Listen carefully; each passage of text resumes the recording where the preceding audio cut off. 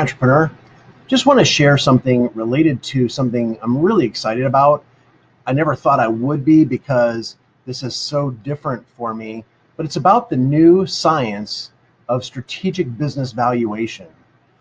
Now, I say it's not that exciting for me, or it's a surprise that it would be, because I never really intentioned or had an intention of being in this type of a business. But as fate would have it, I had a pretty exciting exit in 2012 of a business that I spent 17 years building. The bad news about that for me was that I was totally unprepared related to the business valuation and what I needed to do for an exit. Now, you may be thinking to yourself right now, I'm not looking to exit my business. And I understand, I was there too. And I have a little bit of a secret for you. You will exit your business. The choice is, will you do it like this, where you have a lot of choices, or will you do it like this, where your choices are much more limited? Now, all that said, most people are a little bit taken aback when they realize that business valuation is not about only exits anymore. And so one of the things I want to share about is this new science. And I say new science because so much has changed. I mean, in 2012, none of what I'm about to share with you now really existed, or if components existed, they didn't exist in a way that they work together. And so that's really the shift and the change. And it's a remarkable, remarkable opportunity for entrepreneurs that never existed before. So I'm excited to share that with you. And I want to share just a few components about that. Now, it can be kind of complicated in some ways, and I'm not an accountant. I'm not a person who really gets into numbers. But at the same time, value has a couple of just really simple components. One is the extrinsic and the measurable components, and the other part of it is really the intrinsic and the parts that you can't really measure but has value. You think about gold or something that's important to you. There's intrinsic value there.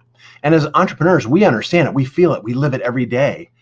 But when we're looking at the value of our business, we can't just expect others to see exactly what we see. It's like a parent looks at their child and they have a certain amount of pride that they can't really expect others to have unless you can document and show and demonstrate that.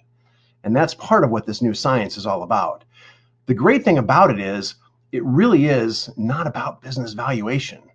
It's about business acceleration, business development. It's about everything that you're already interested in, about growing your business, growth, profit, cash flow, ultimately to build wealth. But business valuation as part of a new science, this new strategy, which has new technology, new methodologies, and most importantly, it's an entrepreneur-centric and entrepreneur-friendly approach. That changes everything.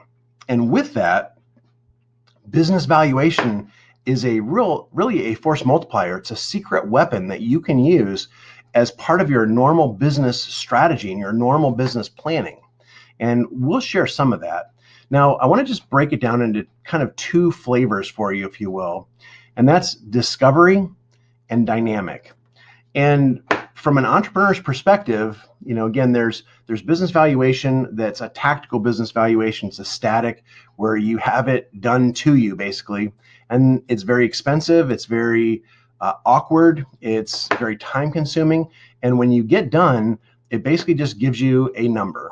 And there's not a lot you can do with that. And in my case before, I wasn't able to do anything with it because we were at the point where the business was being sold based on a valuation and we had no time to make any changes or adjust anything.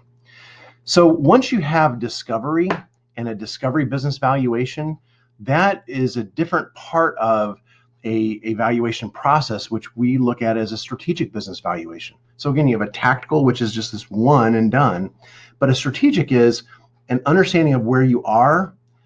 And it really is an important part of understanding where you are so you know where you want to go.